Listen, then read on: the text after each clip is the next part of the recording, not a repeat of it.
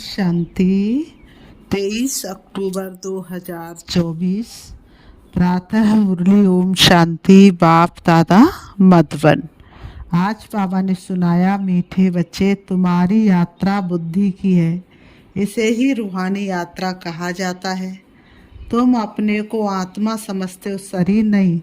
शरीर समझना अर्थात उल्टा लटकना। मीठे बच्चे तुम्हारी यात्रा बुद्धि की है, इसे ही रूहानी यात्रा कहा जाता है। तुम अपने को आत्मा समझते हो, शरीर नहीं। शरीर समझना अर्थात उल्टा लटकना। आज की मुरली से बाबा ने प्रश्न किया है, माया के पांप में मनुष्यों को कौन सी इज्जत मिलती है? माया के पांप में मनुष्यों को कौन सी इज्जत मिलती है? उत्तर में बाबा ने बताया, आसुरी इज्जत। मनुष्य किसी को भी आज थोड़ी इज्जत देते हैं, कल उसकी बेइज्जती करते हैं, गालियां देते हैं। माया ने सबकी बेइज्जती की है, पतित बना दिया है। बाप आए हैं तुम्हें दैवी इज्जत वाला बनाने। दुनिया में लोग कौन सी इज्जत करते हैं? आसुरी इज्जत। आज स्वार्थ बस इज्जत करेंगे और कल दूर कर देंगे। लेकिन बाप तुम्हें कौन सी इज्जत देने आता है? सदा काल के लिए दैवी इज्जत, जो कभी मिट ना सके। ओम शांति। रूहानी बाप रूहों से पूछते हैं, कहाँ बैठे हो? तुम कहेंगे विश्व की रूहानी यूनिवर्सिटी में। रूहानी अक्षर तो वो लोग जानते नहीं। विश्वविद्यालय तो दुनिया में अनेक हैं। यह है सारे विश्व में एक ही रूहानी विद्यालय, एक ही पढ़ाने वाला है। क्या पढ़ाते? रूहानी नॉलेज। तो ये है स्पिरिचुअल विद्यालय अर्थात रूहानी पाठशाला। स्पिरिचुअल अर्थात रूहानी नॉलेज पढ़ाने वाला कौन है? ये भी तुम बच्चे ही अभी जानते हो। रूहानी बाप ही रूहानी नॉलेज पढ़ाते हैं, इसलिए उनको टीचर भी कहते हैं। रूहानी बाप ही रूहानी नॉलेज सुनाते, इसलिए उनको टीचर भी कहते हैं। स्पिरिचुअल फादर पढ़ाते। अच्छा, फिर क्या होगा?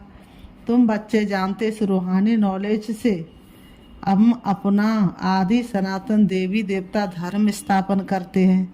एक धर्म की स्थापना, बाकी जो इतने सब धर्म है उनका विनाश हो जाएगा। इस स्पिरिचुअल नॉलेज का सब धर्मों से क्या ताल्लुक है, ये भी तुम अब जानते हो। एक धर्म की स्थापना इस रूहानी नॉलेज से होती है। ये लक्ष्मी नारायण विश्व के मालिक थे ना, उनको कहेंगे रूहानी दुनिया, स्पिरिचुअल वर्ल्ड। इस स्पिरिचुअल नॉलेज से तुम राजयोग सीखते हो, राजा स्थापन होती है। अच्छा, फिर और धर्मों से क्या ताल्लुक है?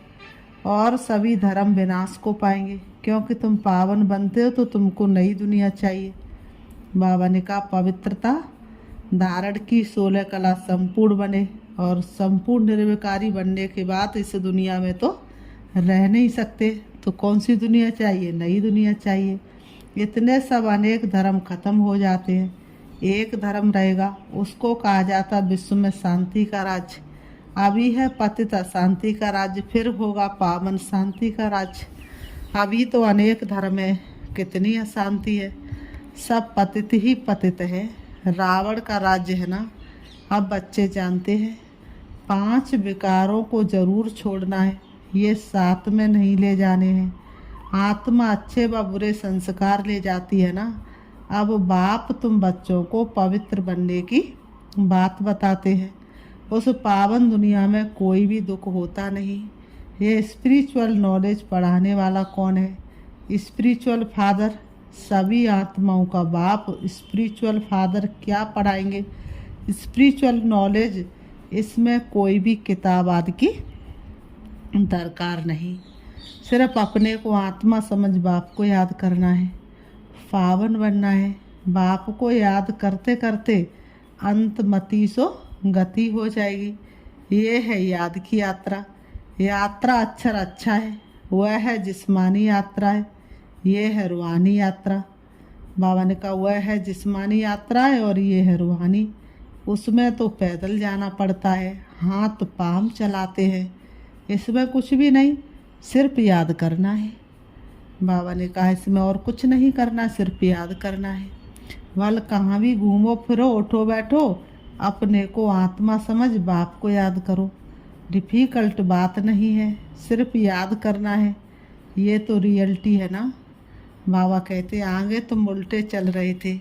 अपने को आत्मा के बदले शरीर समझना, इसको कहा जाता उल्टा लटकना। बाबा कहते अपने को आत्मा समझना है, ये है सुलटा। बाबा ने कहा अपने को आत्मा के बदले शरीर समझना, इसको कहा जाता उल्टा लटकना। और अपने को आत्मा समझना, ये है सुलटा। अल्लाह जब आते हैं तब आकर पावन बनाते हैं। अल्लाह की पावन दुनिया है, रावण की पतित दुनिया है। देह अभिमान में सभी उल्टे हो गए हैं। अब एक ही बार देही अभिमानी बनना है तो तुम अल्लाह के बच्चे हो। अल्लाह हूँ नहीं कहेंगे, अंगुली से हमेशा ऊपर की तरफ इशारा करते हैं तो सिद्ध होता है अल्लाह वह है। तो यहाँ ज़रूर दूसरी चीज़ है। हम उस अल्लाह का बच्चा हूँ, हम भाई भाई हैं। अल्लाह हूँ कहने से फिर उल्टा हो जाएगा कि हम सब बाप हैं, परंतु नहीं, बाप एक है। उनको याद करना है। अल्लाह एवर प्योर है। अल्लाह खुद बैठ पढ़ाते हैं। थोड़ी सी बात में मनुष्य कितना मूझते हैं। मैंने कहा थोड़ी सी बात है, उसे ना समझने के कारण मनुष्य कितना मूझते हैं। शिव जयंती भी मनाते हैं ना। श्री कृष्ण है स्वर्ग का पहला राजकुमार। ये बेहद का बाप इनको राज्य भाग देते हैं।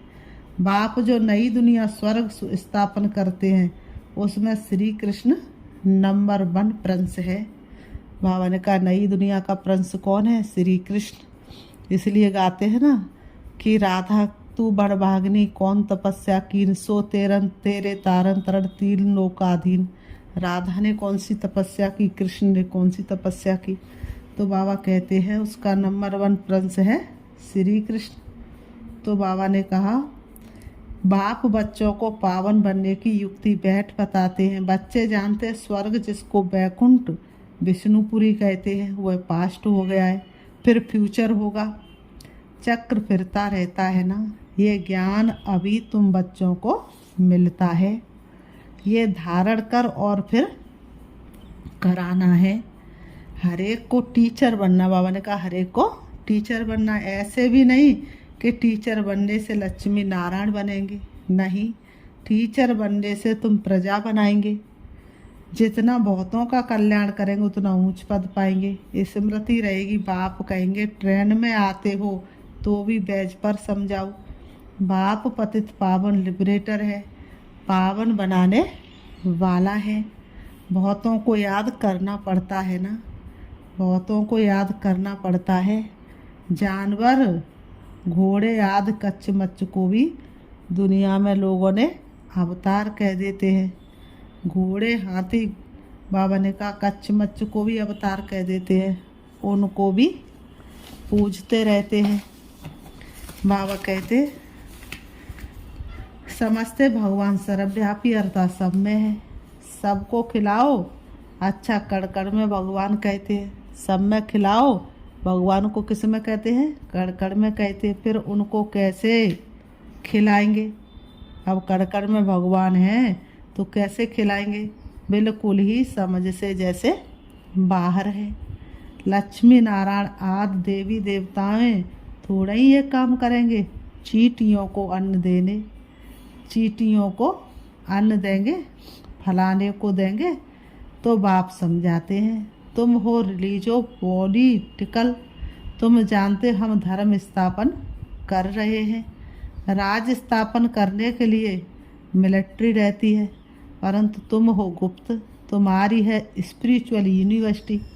बाबा ने कहा तुम कैसे हो गुप्त? तुम्हें कोई जानता थोड़ी नहीं है। तुम्हारी है स्पिरिचुअल यूनिवर्सिटी। सारी दुनिया के जो भी मनुष्य मात्र हैं सब इन धर्मों से निकल अपने घर आ जाएंगे। आत्माएं चली जाएंगी। वह है आत्माओं के रहने का घर। अभी तुम संगम युग पर पढ़ रहे हो, फिर सतयुग में आकर राज करेंगे और कोई धर्म नहीं होगा। गीत में भी है ना, बाबा आप जो देते हो वह और कोई दे ना सके। बाबा कहते सारा आसमान सारी धरनी ही तुम्हारी रहती है। सारे विश्व के मालिक तुम बन जाते हो। इतना दे करके जाते हैं बाबा। सारे विश्व का तुम्हें मालिक बना देते हैं। ये भी अभी तुम समझते हो, नई दुनिया में ये सभी बातें भूल जाएंगी। सतयुग में जाते ही संगम की एक भी बात याद नहीं रहेगी। संगम की एक भी बात याद रहे तो फिर वहाँ से ही दुख शुरू हो जाए। इसको कहा जाता रूहानी स्पिरिचुअल नॉलेज। तुम बच्चों की बुद्धि में है कि हम हर 5000 वर्ष बाद राज्य लेते हैं फिर गवाते हैं। ये 84 का चक्र फिरता ही रहता है। तो पढ़ाई पढ़नी पड़े तब ही जा सकेंगे ना, पढ़ेंगे नहीं तो नई दुनिया में जा नहीं सकेंगे। वहाँ का तो लिमिटेड नंबर है, नंबर बार पुरुषार्थ अनुसार वहाँ जाकर पद पाएंगे। इतने सब तो पढ़ेंगे नहीं, अगर सभी पढ़े तो फिर दूसरे जन्म में राज्य भी पावे। बाबा कहते पढ़ने वालों की लिमिट है, सतयुग त्रेता में आने वाले ही पढ़ेंगे। तुम्हारी प्रजा बहुत बनती रहती है, देरी से आने वाले पाप तो वसम कर ना सके। पाप आत्माएं होंगी तो फिर सजाएं खाकर बहुत थोड़ा पद पालेंगी। बेइज्जती होगी तो अभी माया की बहुत, बाबा ने कहा अभी माया की बहुत इज्जत वाले हैं, वह बेइज्जत बन जाएंगे। यह है ईश्वरी इज्जत। बाबा कहते हैं वह है आसुरी इज्जत। ईश्वरी अथवा देवी इज्जत और आसुरी इज्जत में रात दिन का फर्क है। ईश्वरी इज्जत, देवी इज्जत और आसुरी इज्जत में रात और दिन का फर्क है। हम आसुरी इज्जत वाले थे, अब फिर देवी इज्जत वाले बनते। पहले हम कौन सी इज्जत वाले थे? आसुरी इज्जत वाले। आसुरी इज्जत से बिल्कुल बेघर बन जाते हो। ये है कांटों की दुनिया, तो बेइज्जती हुई ना। ये संसार कांटों की दुनिया है ना, फिर कितनी इज्जत वाले बनते हो। यथा राजा रानी तथा प्रजा। बेहद का बाप तुम्हारी इज्जत बहुत ऊंच बनाते हैं, तो इतना पुरुषार्थ भी करना है। सब कहते हम अपनी इज्जत ऐसी बनावे, अर्थात नर से नारायण बने, नारी से लक्ष्मी बन जावे। इतनी ऊंची इज्जत बनाए जो नर से नारायण और नारी से लक्ष्मी जन बन जावे। इनसे ऊंच इज्जत कोई है नहीं। बाबा ने कहा नर से नारायण और नारी से लक्ष्मी बनने से ऊंच इज्जत कोई है नहीं। कथा भी नर से नारायण बनने की सुनते हैं ना। मनुष्य कौन सी कथा सुनते हैं? नर से नारायण बनने की। अमर कथा तीजरी की कथा ये एक ही है। बाबा ने कहा ये एक ही है। ये कथा अभी ही, ये कथा तुम बच्चे अभी ही संगम युग पर सुनते हो। तीजरी की कथा, अमर कथा और सत्यनारायण की कथा स्वयं भगवान संगम पर आकर के सच सच सुनाते हैं। तुम बच्चे विश्व के मालिक थे, फिर 84 जन्म लेते नीचे उतरते आए हो। फिर पहला नंबर का जन्म होगा। पहले नंबर जन्म में तुम बहुत ऊंच पद पाते हो। राम इज्जत वाला बनाते, रावण बेइज्जतवान बना देते हैं। इस नॉलेज से ही तुम मुक्ति, जीवन मुक्ति को पाते हो। आधा कल्प रावण का नाम नहीं रहता। ये बातें अभी तुम बच्चों की बुद्धि में आती हैं, सो भी नंबरवार। उनका बुद्धि में आती तो है लेकिन नंबरवार। बाबा कहते कल्प कल्प ऐसे ही तुम नंबरवार पुरुषार्थ अनुसार समझदार बनते हो। माया गफलत कराती है। बेहद के बाप को याद करना ही भूल जाते हैं। माया कैसी गफलत कराती है? बेहद के बाप को याद करना ही भूल जाते हैं। भगवान पढ़ाते हो हमारा टीचर बनाए, फिर भी अपसेंट रहते हैं, फिर भी हाँ प्रेजेंट नहीं रहते, पढ़ते नहीं हैं। दर दर धक्के खाने की आदत पड़ी हुई है ना। दर दर भगवान को धक्के खा करके इतनी कठिनाइयों से ढूंढ रहे हो, और सहज मिल जाता है तो निश्चय बैठता नहीं है ना। पढ़ाई पर जिनका ध्यान नहीं रहता तो उनको फिर नौकरी में लगा देना होता है। धोबी आदि का काम करते, उसमें पढ़ाई की क्या दरकार है। व्यापार में मनुष्य मल्टी मिलियन बन जाते हैं, नौकरी में इतना नहीं बनेंगे, उसमें तो फिक्स पगार मिलेगी। अब तुम्हारी पढ़ाई है विश्व की बादशाही के लिए। यहाँ कहते हैं ना हम भारतवासी, बाबा ने कहा यहाँ कहते हैं ना हम भारतवासी हैं, पीछे फिर तुमको कहेंगे विश्व के मालिक। वहाँ देवी देवता धर्म के सिवाय दूसरा कोई धर्म होता नहीं। सतयुग में कौन सा धर्म होता है? एक आदि सनातन देवी देवता धर्म, दूसरा अगर सतयुग में भी हो तो 2 ताली हो जाए। बाबा ने कहा, बापू तुमको विश्व का मालिक बनाते तो उनकी मत पर चलना चाहिए, कोई भी विकार का भूत नहीं होना चाहिए। ये भूत बहुत खराब है, कामी की हेल्थ बिगड़ती रहती है, ताकत कम हो जाती है। इस काम विकार ने तुम्हारी ताकत बिल्कुल ख़त्म कर दी है। नतीजा ये हुआ है आयु कम होती गई है, भोगी बन पड़े हो। कामी भोगी रोगी सब बन जाते हैं, वहाँ विकार होता नहीं तो योगी होते हैं, सदैव तंदुरुस्त और आयु भी 1 से 50 वर्ष होती है, वहाँ काल खाता नहीं। इस पर एक कथा भी बताते हैं। कोई से पूछा गया पहले सुख चाहिए या पहले दुख चाहिए, तो उनको कोई ने इशारा दिया, बोलो पहले सुख चाहिए, क्योंकि सुख में चले जाएंगे तो वहाँ कोई काल आएगा ही नहीं, अंदर घुस ना सके। एक कथा बना दी है, बाप समझाते हैं तुम सुखधाम में रहते हो तो वहाँ कोई काल होता नहीं, रावण राज्य ने। फिर जब भिखारी बनते हैं तो काल आता है। कथाएं कितनी बना दी हैं, काल ले गया फिर ये हुआ। ना काल देखने में आता है ना आत्मा दिखाई पड़ती है। बाबा कहते हैं ना काल देखने में आता है ना आत्मा दिखाई पड़ती है, इनको कहा जाता है दंत कथाएं। कनरस की बहुत कहानियाँ हैं। अब बाप समझाते हैं वहाँ अकाल मृत्यु कभी होता नहीं। श्री बाबा कहते हैं वहाँ तो सतयुग त्रेता में अकाल मृत्यु कभी होता ही नहीं, आयु बड़ी होती है और पवित्र रहते हैं। 16 कला, फिर कला कम होते होते एकदम 9 कला हो जाते हैं। बाबा ने कहा 16 कला से धीरे धीरे कोई कला नहीं रहती है। गाते हैं ना, मैं नुरगुड़ हारे में कोई गुण नहीं। एक निर्गुण संस्था भी बच्चों की कहते हमारे में कोई गुण नहीं, हमको गुणवान बनाओ, सर्वगुण संपन्न बनाओ। अब बाप कहते हैं पवित्र बनना है, मरना भी है ना, मरना भी सबको है। इतने ढेर मनुष्य सतयुग में नहीं होते, अभी तो कितने ढेर है। वहाँ बच्चा भी योग बल से होता है, यहाँ तो देखो कितने बच्चे पैदा करते रहते हैं। बाप फिर भी कहते हैं, बाप को याद करो, वह बाप ही पढ़ाते हैं, टीचर पढ़ाने वाला याद पड़ता है। तुम जानते श्री बाबा हमको पढ़ा रहे हैं, क्या पढ़ाते हैं वह भी तुमको मालूम है। तो बाप अथवा टीचर से योग लगाना है। नॉलेज बहुत ऊंची है, अभी तुम सबकी स्टूडेंट लाइफ है। ऐसी यूनिवर्सिटी कभी देखी जहाँ बच्चे बूढ़े जवान सब इकट्ठे पढ़ते हो, एक ही स्कूल एक ही पढ़ाने वाला टीचर हो, और जिसमें ब्रह्मा स्वयं भी पढ़ाता हो। बंडर है ना, उसमें स्वयं ब्रह्मा बैठ के पढ़ाता हो। बाबा कह रहे हैं बंडर है ना, बाबा कहते बंडर है ना। से बाबा तुमको पढ़ाते हैं, ये ब्रह्मा भी सुनते हैं, बच्चा चाहे बूढ़ा कोई भी पढ़ सकते हैं।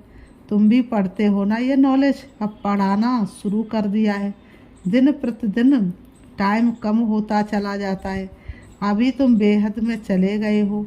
जानते ये 5000 वर्ष का चक्र कैसे पास हुआ है। पहले एक धर्म था, अभी कितने ढेर धर्म है। अभी सावरंटी नहीं कहेंगे, इनको कहा जाता है प्रजा पर राज। पहले पहले बहुत पावरफुल धर्म था, सारे विश्व के मालिक थे, अभी अधर्मी बन पड़े हैं। कोई धर्म नहीं है, सब में 5 विकार हैं। बेहद का बाप कहते बच्चों अब धीर धरो, बाकी थोड़ा समय तुम इस रावण राज्य में हो, अच्छी रीति पढ़ेंगे तो फिर सुखधाम में चले जाएंगे। ये है दुखधाम, तुम अपने शांति धाम और सुखधाम को याद करो, इस दुखधाम को भूलते जाओ। आत्माओं का बाप डायरेक्शन देते हैं। हे रूहानी बच्चों ने इन आर्गन्स द्वारा सुना, तुम आत्मा जब सतयुग में सतो प्रधान थी तो तुम्हारा शरीर भी फर्स्ट क्लास सतो प्रधान था, तुम बड़े धनवान थे, फिर पुनर्जन्म लेते लेते क्या बन गए हो। रात दिन का फर्क है। बाबा कहते हैं दिन में हम स्वर्ग में थे, रात में हम नरक में हैं। इनको कहा जाता है ब्रह्मा का सो ब्राह्मणों का दिन और रात। 63 जन्म धक्के खाते रहते हैं, अंधियारी रात है ना, भटकते रहते हैं। भगवान कोई को मिलता नहीं है। बाबा ने कहा भटकते रहते हैं, भगवान किसी को मिलता नहीं है। बाबा ने कहा इसको कहा जाता है भूल भुलैयों का खेल। तो बाप तुम बच्चों को सारी सृष्टि के आदि मध्य अंत का समाचार सुनाते हैं। फिर बाबा कहते अच्छा, मीठे मीठे सिकीलते बच्चों प्रति माता पिता बाप दादा का याद प्यार और गुड मॉर्निंग रूहानी बाप की, रूहानी बच्चों को नमस्ते। हम रूहानी बच्चों की रूहानी बाप दादा को याद प्यार और नमस्ते नमस्ते नमस्ते नमस्ते। धारणा के लिए मुख्य सार नंबर 1, दर दर धक्के खाने की आदत छोड़। बाबा कहते दर दर धक्के खाने की आदत छोड़, भगवान की पढ़ाई ध्यान से पढ़नी है। दर दर धक्के खाने की आदत छोड़, भगवान की पढ़ाई ध्यान से पढ़नी है। बाबा कहते कभी अपसेंट नहीं होना है, बाप समान टीचर भी जरूर बनना है, पढ़कर फिर पढ़ाना है। नंबर 2, सत्यनारायण की सच्ची कथा सुन नर से नारायण बनना है। ऐसा इज्जतवान स्वयं को स्वयं ही बनाना है, कभी भूतों के वशीभूत हो इज्जत गंवानी नहीं है। आज की मुरली से बाबा ने वरदान दिया है, संबंध और प्राप्तियों की स्मृति द्वारा सदा खुशी में रहने वाले सहज योगी भाव। संबंध और प्राप्तियों की स्मृति द्वारा सदा खुशी में रहने वाले सहज योगी भाव स्पष्टीकरण है। सहज योग का आधार है संबंध और प्राप्ति। संबंध के आधार पर प्यार पैदा होता है और जहाँ प्राप्तियाँ होती हैं वहाँ मन बुद्धि सहज ही जाता है। तो संबंध में मेरेपन के अधिकार से याद करो, दिल से कहो मेरा बाबा, और बाप द्वारा जो शक्तियों का, ज्ञान का, गुणों का, सुख शांति आनंद प्रेम का खजाना मिला है उसे स्मृति में मर्ज करो। इससे अपार खुशी रहेगी और सहज योगी भी बन जाएंगे। स्लोगन देह भान से मुक्त बनो तो दूसरे सब बंधन स्वतः खत्म हो जाएंगे। देह भान से मुक्त बनो तो दूसरे सब बंधन स्वतः खत्म हो जाएंगे। तो पहला पाठ पक्का करना है। अभी हम बाबा को याद करते हैं। बाबा ने जैसा बताया, तो सबसे पहले स्वयं को देखना है, मैं एक आत्मा हूँ, मैं चेतन शक्ति आत्मा हूँ, मैं आत्मा दोनों ब्रह्म के बीच प्रकृति में विराजमान हूँ। मैं आत्मा इन आँखों द्वारा देखने वाली, कानों द्वारा सुनने वाली, मुख द्वारा बोलने वाली और हाथों द्वारा कार्य करने वाली मैं एक आत्मा हूँ। मुझ आत्मा का घर परम धाम शांति धाम है, जहाँ की मैं आत्मा रहवासी थी। सृष्टि रंगमंच पर पाठ बजाने आई थी। अब मेरा पाठ पूरा हुआ, मुझे अपने घर वापस जाना है। मैं आत्मा चली जा रही हूँ, मन और बुद्धि से, हवा से भी तेज, सूरज चांद सितारों से पार, सूक्ष्म वतन से ऊपर मैं पहुंच जाती हूँ अपने घर, जहाँ हल्के सुनहरे लाल रंग का आसमान है, चमकता हुआ दिव्य सितारा है, वही मेरा शिव बाबा है। मैं आत्मा थोड़ा सा हल्का सा शिव बाबा को टच करती हूँ और फिर थोड़ा सा नीचे आती हूँ। मैं आत्मा उनकी किरणों के नीचे हूँ। उनकी शक्तिशाली किरणों ने मुझे चारों तरफ से ढक लिया है। मैं उनके प्रकाश के कार में ढकी हुई हूँ। मुझे शक्तियों का अनुभव हो रहा है, अतीन्द्रिय सुख और आनंद की अनुभूति हो रही है। मैं आत्मा भरपूर होती चली जा रही हूँ, शक्तिशाली बनती जा रही हूँ। मुझे आत्मा में शक्ति आ रही है। मेरे जन्म जन्मांतर के भी कर्म विनाश हो रहे हैं। शिव बाबा से शक्ति लेकर मैं वापस आ रही हूँ, परम धाम से नीचे, सूक्ष्म वतन से नीचे, सूरज चांद सितारों से भी नीचे। अब मैं आत्मा आ जाती हूँ सृष्टि रंगमंच पर, आकर के दोनों ब्रह्म के बीच प्रकृति में विराजमान हो जाती हूँ। मुझ आत्मा का प्रकाश चारों तरफ फैल रहा है, चारों तरफ के वातावरण को सुख शांति से भरपूर कर रहा है। चारों तरफ का वातावरण शक्तिशाली बनता जा रहा है। मैं आत्मा शक्तियों से भरपूर हूँ। इसलिए मुझ आत्मा की शक्तियाँ विश्व के कोने कोने में फैल रही है। मैं सबका उद्धार कर रही हूँ।